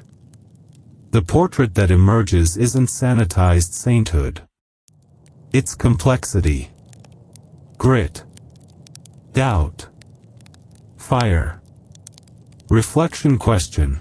If we only tell people's stories after they're gone, how honest can we really be? The retrial ends with a thunderclap. Joan is declared innocent. Not just innocent, a martyr, killed unjustly. Boom. History rewritten. Fringe detail. The man who led her first trial, Bishop Pierre Cauchon, is condemned posthumously as corrupt. They don't dig him up, but symbolically, he's burned right alongside the legacy he tried to build. It's the first time the world officially says, we got this wrong. But even that apology comes a century too late. Because while the French are untangling Joan's legacy, the world has already started reshaping it. During the Renaissance, Joan fades a little. Too rustic, too weird, not quite noble enough for polished court tastes. She becomes a footnote, a miracle tale buried beneath tapestries and wine lists. But then, boom! The 19th century hits like a storm. France is fractured again. Revolutions, empires, republics. And amid all the chaos, they reach back for Joan. Why? Because she's the only symbol everyone can agree on. Peasant? Royalist? Republican? Christian? Soldier? Woman? Prophet? Check, check, check, check. She becomes a mirror. Whatever you want her to be, she reflects it back. Napoleon praises her. So do monarchists. So do secular intellectuals. Even anarchists quote her like scripture. The weirdest part? They all say she'd be on their side. Brain candy time. In 1869, a French playwright stages a version of Joan's life that ends with her being rescued by aliens. Yes. Aliens. Joan doesn't just walk between worlds, she invites new ones in. By the time the 20th century dawns, Joan has become bigger than her body. In World War I, she's on French propaganda posters, riding ghost horses across no man's land, whispering courage to trench-bound soldiers. In World War II, both the French resistance and the Vichy collaborators claim her legacy. Yes, two opposite sides, both using Joan to justify their version of patriotism. Reflection question: if your legacy is claimed by your enemies, did you win or lose? And still, Joan rises. In 1920, nearly 5 centuries after her death, the Vatican canonizes her. Saint Joan of Arc. It's official. The church that once called her a heretic now calls her a saint. Talk about a reversal. It's like Netflix making a gritty reboot of the movie it canceled 10 years ago. Only this reboot comes with incense and Latin. But here's what no one says out loud: saint or not, Joan still doesn't sit quietly in a pew. She's too loud. Too weird. Too alive. In the decades that follow, she becomes a cultural force. Films, novels, operas, video games, even comic books. There's a manga where Joan wields a magic halberd. A musical where she dances through flames. A graphic novel where her voices are aliens from another dimension. And maybe, they're all true. Because Joan's story isn't about historical fact. It's about human truth. About what it means to stand alone. To fight for something invisible. To believe so fiercely that the world bends, just a little, to meet you. And that brings us to today. We live in a time of deep cynicism. Of media noise, algorithmic manipulation, echo chambers that sound like prophecy but feel like emptiness. And into that void, Joan still walks. With her armor dented. Her hair cropped short. Her voice louder than the fire that tried to silence her. A girl who spoke her truth in a world that hated her for it, and made it impossible to forget her anyway. Not because she was perfect. Not because she was holy. But because she was impossible. Impossible to control. Impossible to ignore. impossible to kill. And maybe that's the real power of legends. Not that they end, but that they don't. A tomb without a body. A saint without a relic. A warrior without a grave. Joan of Arc leaves behind no skeleton, no keepsake, no bronze sword to enshrine in a museum.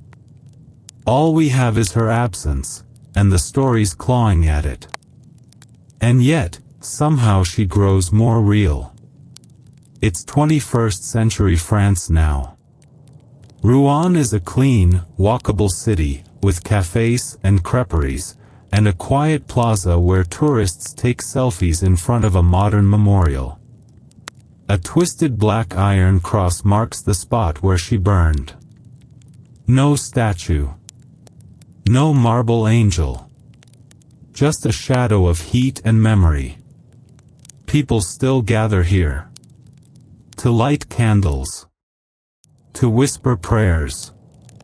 To argue about what she really meant. Because here's the haunting truth, Joan's meaning keeps mutating.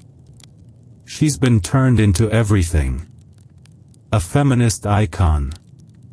A Catholic saint. A nationalist mascot. A trans allegory. A patron saint of outsiders. A folk hero for underdogs and revolutionaries. And all of them are right. And none of them are complete.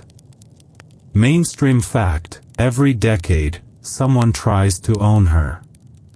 Fringe detail, in the early 2000s, a French far-right party tried to brand Joan as a nationalist symbol. They held rallies on the day of her execution. But they weren't alone.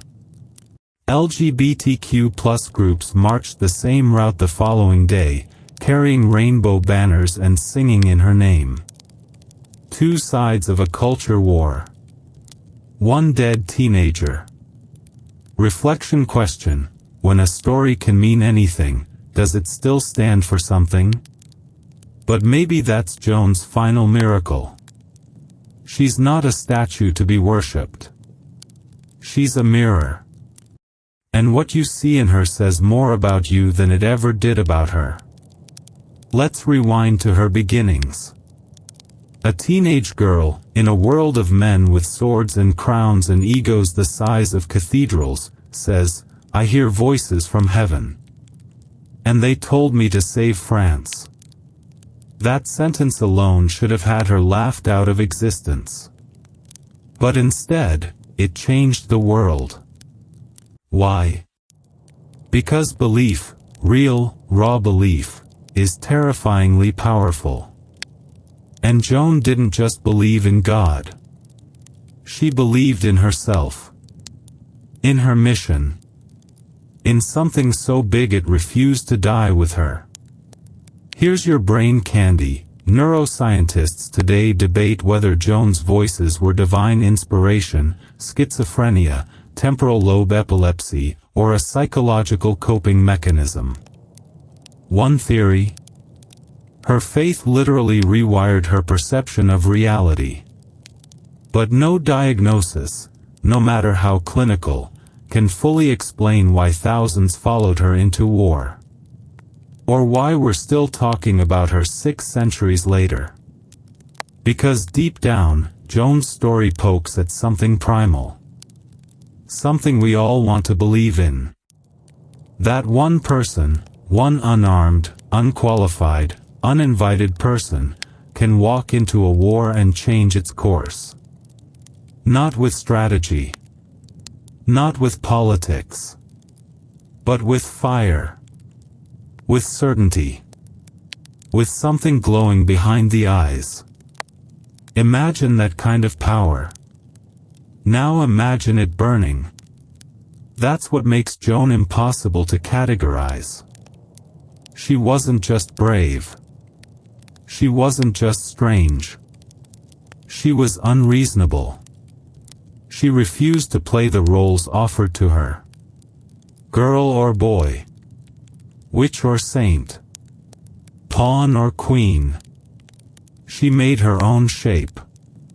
And then she set it ablaze. Reflection time. Would you walk into your death if you knew it would turn you into something eternal? Back in her village of Domremy, there's a modest stone church. Inside is a stained glass window of Joan, armor shining, eyes lifted. No flames. No ropes. Just light. Outside, schoolchildren walk past statues of her. They don't flinch. She's as common here as blue skies and church bells. But what they don't know is this: she didn't die to be remembered. She died because she refused to forget who she was. There's something terrifying about that kind of self-knowledge. Most of us spend our lives trying on costumes, learning to blend in, negotiating with fear. Joan didn't negotiate. She marched. She shouted. She believed, and then she made others believe too. Even her enemies. And that's maybe the most uncomfortable truth of all.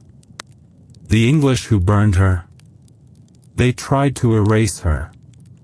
But years later, English poets and playwrights would write about her with reverence. Shakespeare's version is messy, yes, but still laced with awe. She outlived all of them. Cauchon, Bedford, the Inquisition, even the kings. Joan, farm girl, soldier, saint, survived history itself. Reflection time. What legacy would you leave behind if no one ever told your story correctly? Today, Joan doesn't need swords or voices to fight her battles. She exists in minds. In myths. In every moment someone stands up and refuses to be silenced. You'll find her in whistleblowers. In protesters with bruised knees. In teenagers who tell truth to power and don't blink. In the quiet person who says, no, when it matters most. Joan is everywhere rebellion feels sacred. And maybe that's the point. Maybe her most important transformation wasn't from peasant to soldier to saint. Maybe it's this. She went from someone we remember to something we become. France breathes again. The 100 Years' War is over. The English are mostly gone. The crown sits firm on Charles VII's head, thanks, in no small part, to a dead girl who once marched across the Loire with mud on her boots and fire in her chest. And yet, here's the irony, Charles never speaks of Joan again. Not once. Not in court. Not in letters. Not even in prayer. Mainstream fact, after her execution, Charles VII distances himself from Joan entirely. No medals. No memorials. No royal mourning. Fringe detail. Some historians believe Charles feared association with Joan would taint his divine right to rule. After all, she was condemned by the Church, at least until her retrial. Better to forget the strange girl with the voices than risk political embarrassment. It's the ultimate betrayal. Again. And it speaks to something ugly, something familiar. We love rebels until they make us uncomfortable. And Joan? Joan made everyone uncomfortable. By the end of her life, she had outgrown every system she served. The Church wanted a saint they could control. She said no. The Crown wanted a mascot. She said no. The military wanted a symbol. She said, hand me a sword. She was no one's puppet. And that made her dangerous, even in death. Let's talk ripple effects. After Joan's death, the French army, once fractious and undisciplined, grows sharper, smarter, more unified. They start winning more. The English lose key territories. The tide shifts, slowly but surely, until France is whole again. Did Joan's campaigns directly cause this? That's debated. But what's not debated is that her victories changed morale. She made an entire nation believe again. Reflection question: is belief more powerful than strategy? Now, centuries later, that question still haunts generals, activists, CEOs. Because Joan proved that belief, when weaponized, can outlast swords and speeches. Brain candy moment: Napoleon Bonaparte ordered relics of Joan to be collected, hoping to ride her legend into the hearts of his troops. The twist? There were no relics. Just ashes and myths. So he faked some. Yes, even Napoleon needed Joan's magic. But let's zoom out. Why does Joan matter now, really? Because she offers no easy answers. She didn't fit the mold of hero. She was abrasive. Commanding. Not always kind. Her own letters reveal a tone that's sharp, even terrifying. She told commanders they would go to hell. She wrote to the English king calling him enemy of God. She threatened sieges in the name of peace. And yet, she prayed. Constantly. She cried before battle. She held dying soldiers in her arms. She asked for forgiveness for her enemies even as they fired arrows into her friends. Joan was a paradox. A warrior mystic. A teenage general who refused to be either fragile or cruel. So how do you remember someone like that? You don't. You wrestle with her. You argue with her. You let her unsettle you. That's the point. And here's where things get surreal. In 2015, the Vatican publicly acknowledged the growing number of young Catholics, especially women, citing Joan of Arc as their patron, not for her piety, but for her rebellion. Priests preaching resistance. In Joan's name. In 2019, a queer artist reimagined Joan as gender fluid, sparking both outrage and celebration. And guess what? Joan's own testimony complicates everything. She wore men's clothes, yes, partly for battle, but also because it was her choice. She said the saints told her to. She refused to stop wearing them even when it meant more torture. Even when it risked her life. When the judges told her it was unnatural, she replied, "It is more fitting to obey God than men." Mic drop. Reflection question: what would you risk if you truly believed you were right? Joan is no longer just a story from the past. She's a battleground for the present. Every year, new books come out trying to explain her, psychologically, historically, theologically. And they all run into the same wall. Joan cannot be explained. She can only be witnessed. You watch her walk into a room of men and not flinch. You watch her ride into battle, flag waving, heart pounding. You watch her stare down fire and not blink. Because at her core, Joan was unafraid. Not because she was brave, but because she was certain. She didn't hope she was chosen. She knew. And in a world that doubts everything, that weaponizes cynicism like a shield, that kind of certainty feels almost alien. Maybe that's why she still grabs us. Not for what she did, but for what she believed she could do. Final reflection: if someone like Joan showed up today, unqualified, intense, burning with vision, would we follow her? Or crucify her with memes and press releases?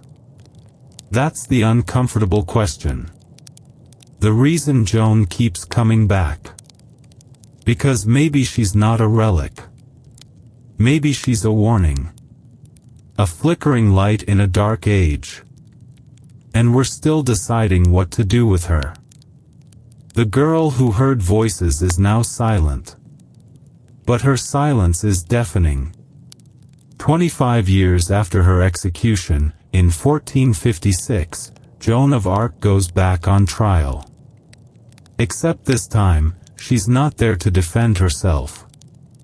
It's called the nullification trial, and it reads like history trying to apologize. A church tribunal, convened under the request of none other than Charles VII, yes, that Charles, the same one who ghosted her posthumously, gathers to determine if Joan was, in fact, innocent. Too little. Too late. But symbolic as hell. Mainstream fact, after months of testimony from 115 witnesses, including former soldiers, clergy, even villagers from Domremy, the court overturns her conviction. Joan is declared a martyr. A victim of political injustice. But here's the kicker, her reputation doesn't just rebound. It explodes. Fringe detail, at the retrial, one former English sympathizer chokes up recounting how Joan asked for a cross at her execution. She died as a good Christian, he says, voice cracking. The court transcript notes, he wept as he spoke. It's the first time history openly weeps for her. And that's when the myth starts to harden into marble. Artists paint her. Poets rewrite her. Playwrights resurrect her with better lines and longer swords. And in 1920, nearly 500 years after she was turned to ash, Joan of Arc is canonized. Saint Joan. The teenage girl who rode into battle in men's armor is now officially sacred. She goes from heretic to holy, from ash to icon. Reflection question, what does it say about a world that burns someone alive, and then builds cathedrals in their honor? It's not just redemption. It's a confession. Because Joan's death wasn't just a tragedy. It was a mirror. A reflection of every fear and failure of the institutions that killed her. And as the centuries roll on, her power grows precisely because she doesn't sit comfortably anywhere.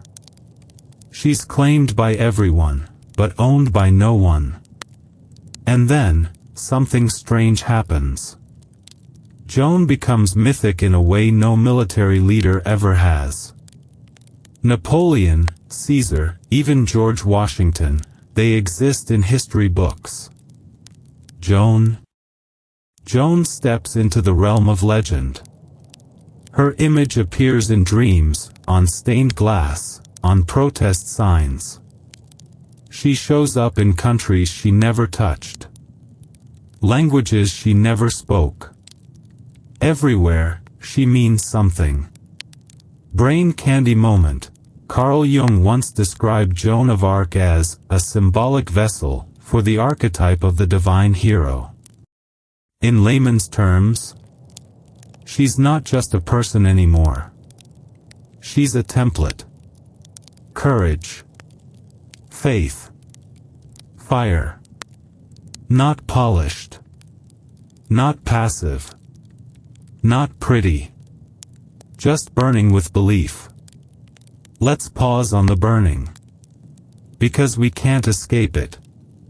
It's the defining visual. The scene that replays in every retelling. A wooden stake. A pile of kindling. A roaring crowd. A small figure tied in place. And yet, it's not just horror. It's transfiguration. The medieval public thought burning purified the soul. That flames lifted the spirit closer to heaven. Joan? She embraced it. Asked for a cross. Cried Jesus, until her lungs collapsed. Would you have done the same? Would you have kept your eyes open as the smoke rose? Would you have kept believing when your own side left you behind? Joan did.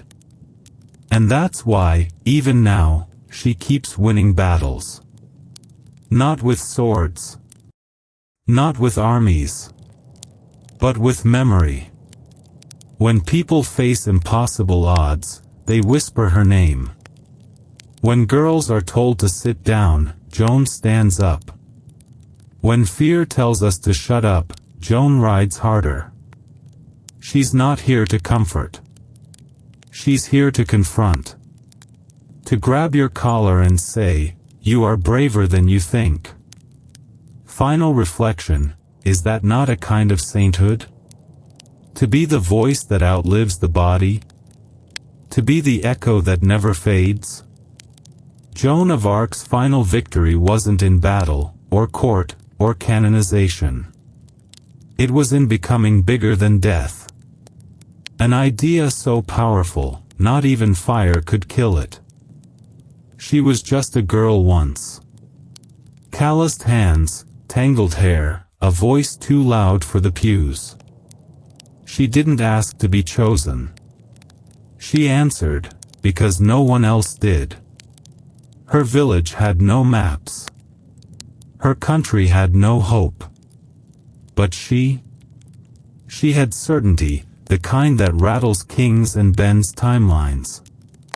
In the quiet after war, when the swords sleep and the banners sag in the rain, her story hums beneath the floorboards of history. Because she didn't fight for glory. She fought because something inside her refused to sit still. Because belief, real belief, doesn't wait for permission. Joan's fire was never just on the stake. It burned in the doubt she faced, the dreams she trusted, the silence she shattered. She was the kind of dangerous that doesn't die. And now? Now she lives in the girl who speaks up in the classroom, even when her voice shakes. In the soldier who says no to the wrong war. In the child who dreams big, loud, and strange, and dares to follow it. We don't need saints with halos. We need saints with scars. Saints who sweat, bleed, and rise anyway. So tonight, when the lights go out and the world gets quiet, maybe, just maybe, listen for her. The rhythm of her horse. The snap of her banner. The whisper of a voice in the dark saying, "Go. Now." Don't wait for them to believe you. Because Joan didn't. She didn't wait. She didn't flinch. She didn't burn quietly. She became a flame. And now, part of that fire belongs to you. Sleep well, dream bold, and carry it forward.